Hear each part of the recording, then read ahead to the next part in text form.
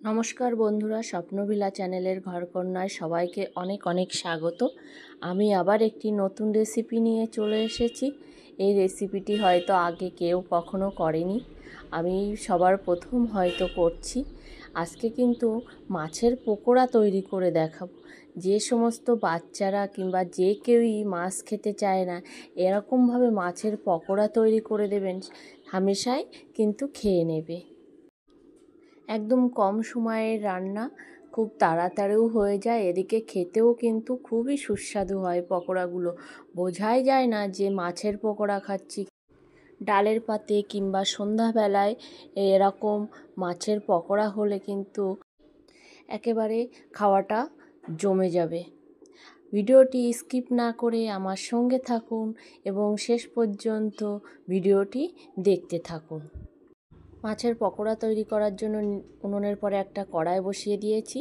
আর এই যে 5টা পোনা মাছ কেটে পরিষ্কার করে ধুয়ে নিয়েছি, পেটের থেকে নাড়ি ভুড়ি সব বের করে দিয়ে কড়াইতে এবার দিয়ে দেবো জল, মাছগুলো সিদ্ধ করে নেওয়ার জন্য। জল ফোটার মতো হয়ে এসেছে, জলে দিয়ে দেবো একটু হলুদ আর একটু লবণ।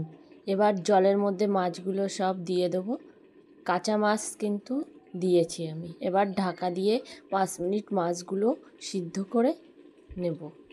5 মিনিট পরে আমি ঢাকাটা তুলে দেখে নেব যে মাছগুলো সিদ্ধ হয়েছে কিনা।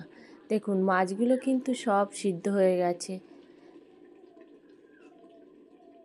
এই যে হাত দিয়ে আমি দেখছি, একদম পুরো মাছগুলো সিদ্ধ হয়ে গেছে।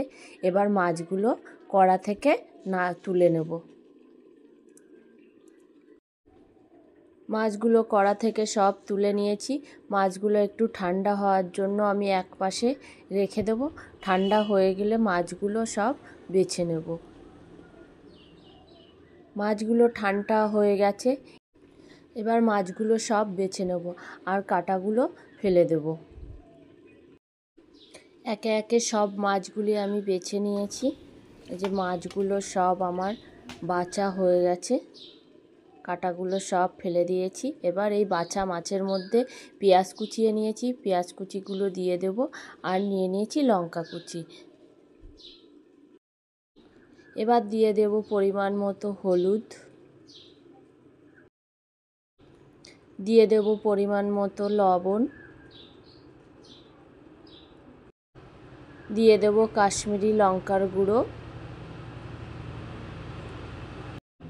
দিয়ে দেব বেসন। আমি এখানে ছোট এক বাটির বেসন নিয়েছি। যতটুকু বেসন নিয়েছি ততটা পরিমাণেই চালের গুঁড়ো নিয়ে নেব। এবার ভালো করে সব উপকরণগুলি একসঙ্গে ভালো করে মাখিয়ে নেব। সব উপকরণগুলি আমার সুন্দর মাখানো হয়ে গেছে। এই যে এরকম মাখিয়ে নিয়েছি। এবার ভেজে নেওয়ার জন্য একটা কড়াই বসিয়ে দিয়েছি। কড়াইতে দিয়ে দেব সরিষার তেল। আমি কিন্তু এখানে মাছের পকোড়াগুলো সব সরিষার তেলেই ভাজবো, তবে কিন্তু খেতে আরও বেশি সুস্বাদু হবে। তেল গরম হয়ে গেছে, এরকম অবস্থায় আমি মাছের পকোড়াগুলো এরকম পকোড়ার মতো দিয়ে দেব, দিয়ে সব ভেজে নেব। সবাই কিন্তু একবার হলেও আমার পদ্ধতিতে বাড়িতে বানিয়ে খেয়ে দেখবেন, অবশ্যই ভালো লাগবে। আর পুরনো বন্ধুরা তো অবশ্যই আমার পাশে আছেন, সবাই ভিডিওটি দেখবেন, লাইক করবেন কিন্তু সবাই। আর নতুন বন্ধুরা অবশ্যই আমার চ্যানেলটিকে সাবস্ক্রাইব করবেন আর পাশের বেল আইকন বাটনটি কিন্তু বাজাতে ভুলবেন না, নিত্য নতুন রেসিপি আপডেট পেতে। সব পকোড়াগুলো আমি কেটে নিয়েছি, এবার লাল লাল করে ভেজে নেব।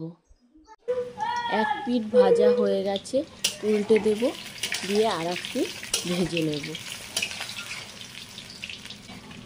বন্ধুরা দেখতেই পাচ্ছেন পকোড়াগুলো কিন্তু আমি এরকম লাল লাল করে ভেজে নিয়েছি। পকোড়াগুলো কিন্তু আমার ভাজা প্রায় হয়ে এসেছে। আমি এবার পকোড়াগুলো তুলে দেব। কড়া থেকে পকোড়াগুলো আমি সব তুলে নিয়েছি। মাছের পকোড়াগুলো কিন্তু আমি সব একেবারে ভাজিনি, প্রথমবার ভেজে নিয়েছি, এবার আবার দ্বিতীয়বার দিয়ে সব ভেজে নেব। দ্বিতীয়বারের পকোড়াগুলো এই যে আমি আবার কেটে দিয়েছি। এবার লাল লাল করে দ্বিতীয়বার আবার ভেজে নেব। দ্বিতীয়বার আমি আবার উল্টে দেব, দিয়ে লাল লাল করে ভেজে নেব। পকোড়াগুলো সব আমার ভাজা হয়ে গেছে। সব পকোড়াগুলো আমি কড়াইতে দিয়ে দিয়েছি। আরও একবার ভালো করে ভেজে নেব। তার জন্য পকোড়াগুলো কিন্তু দুবার ভাজলে খুব সুন্দর মুচমুচে শক্ত হবে, আর একদমই নরম হবে না। মাছের পকোড়াগুলো আমার ভাজা হয়ে গেছে সব। এই যে আমার পকোড়াগুলো এরকম হয়েছে দেখুন। পকোড়াগুলো কিন্তু পরিবেশনের জন্য একদম পুরো রেডি, চায়ের সঙ্গে কিংবা ডালের পাতে। আজকের ভিডিওটি এখানেই শেষ করছি। ভিডিওটি ভালো লাগলে লাইক, কমেন্ট, শেয়ার, সাবস্ক্রাইব করবেন। ভালো থাকবেন, সুস্থ থাকবেন। ধন্যবাদ, টাটা।